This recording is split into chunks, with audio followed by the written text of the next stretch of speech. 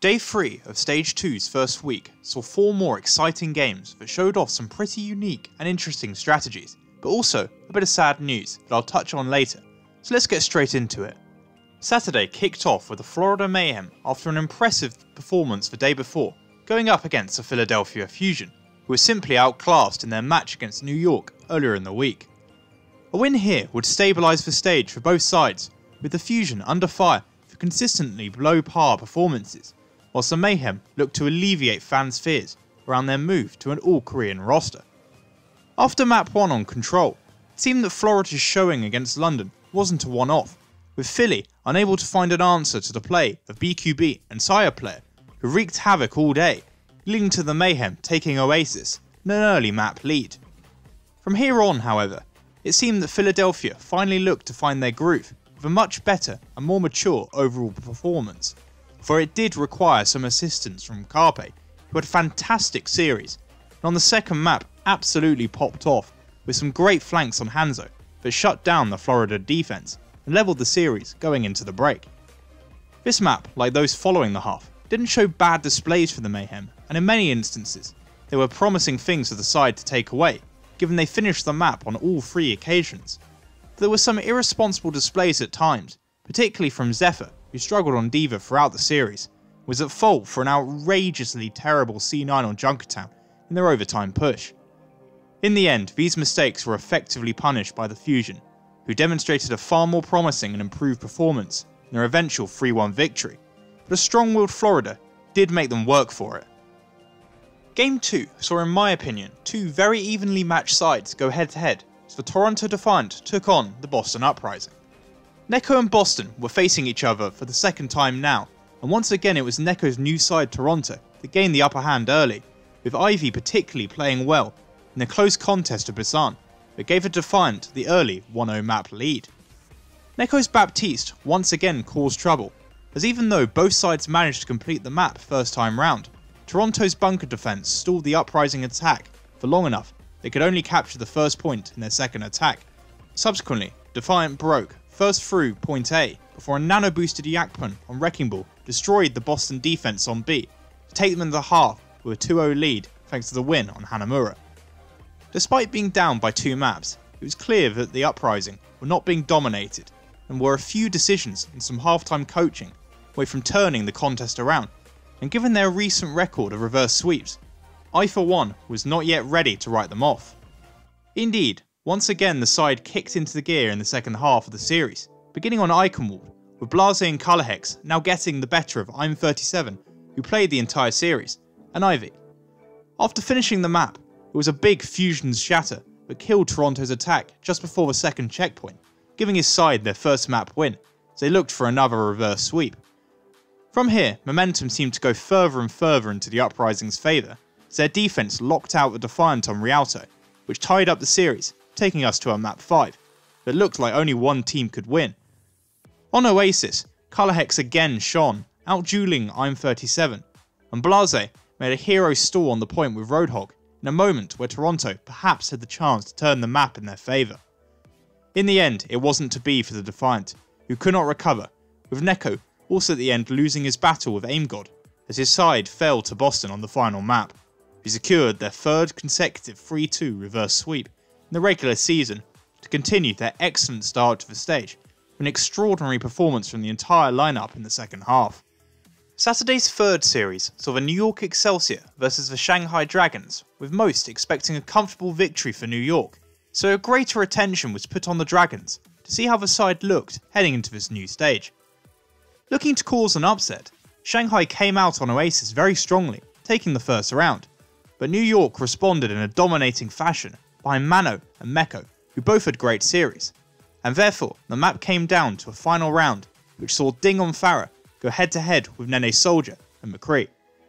In the end, it was the Excelsior who came out on top with some well-timed ultimates in the final teamfight, but it was far closer than they would have liked. This even level of play continued into the second map on Hanamura in an unusual way, with both sides breaking through the bunker comp defences on A before getting stalled on the second point by Mirror Wotes comps, and as such, the map surprisingly ended in a draw, but more importantly, highlighted that this wasn't the comfortable game that New York were expecting, as they only led 1-0 into the halftime break. Unfortunately for the Dragons, the Excelsior came out of the half resurgent,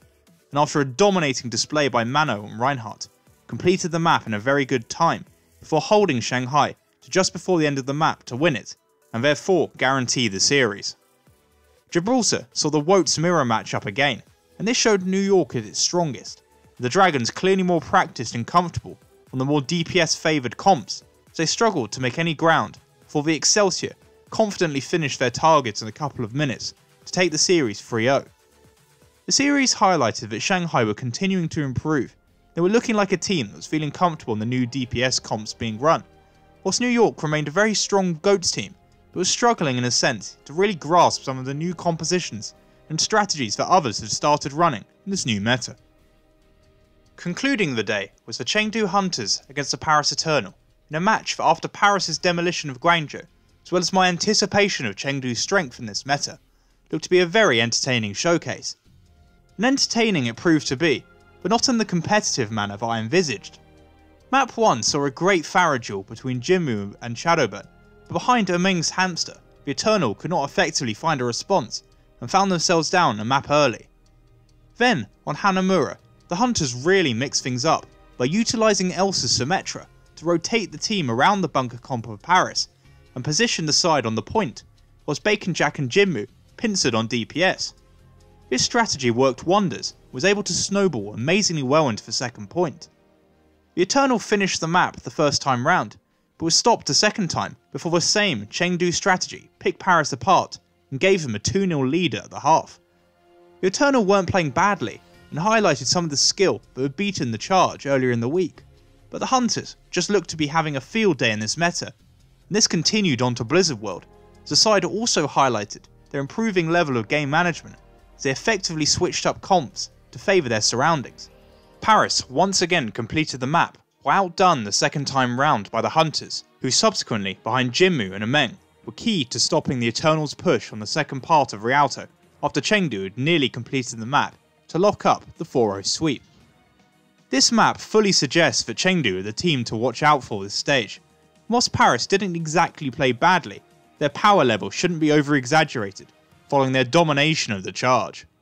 Back again at my predictions, I'll just quickly note that it's the result that determines whether it's right or wrong, not the scoreline, just to clear that up. And as such, I went 3 out of 4, to take the week up to 10-2. The prediction I got wrong in the end was the Boston one, so I once again doubted they'd have enough to get over the line, as they continued to prove their doubters wrong. Both the Philly and New York games, whilst right, were far closer and more competitive than I imagined, so credit to Florida and Shanghai, whilst I should have stuck closer to my initial faith in Chengdu, despite predicting that they'd win. Just before I come to Sunday's predictions, there was some news yesterday regarding Effect from the Dallas Fuel. He posted a retirement message on his Facebook, which he talked about his struggles with mental health, and how he'd be quitting to deal with them. Dallas Fuel owner Hastro confirmed this in a tweet of his own, and whilst it's unfortunate we did not have the opportunity to see Effect with DPS returning to the meta, I completely understand his decision, and absolutely wish him the best of luck moving forward with getting better, as his personal and mental health should definitely come first before playing the game, and I hope he gets well soon. As for Sunday, I'm not too confident that we'll see too many close games. We start with the San Francisco Shock taking on the Guangzhou Charge. The performances of both of these teams this week will tell you I have no hesitation in giving the Shock the 4-0 win. What I think is the only competitive game of the day, the Atlanta Reign faced the London Spitfire, and this was a very hard game to pick. In the end, I settled on London, edging out Atlanta 3-2, purely due to having more confidence from picking up a win, not being reverse swept. The last two games see the Vancouver Titans and Chengdu Hunters take on the Hangzhou Spark and Washington Justice respectively.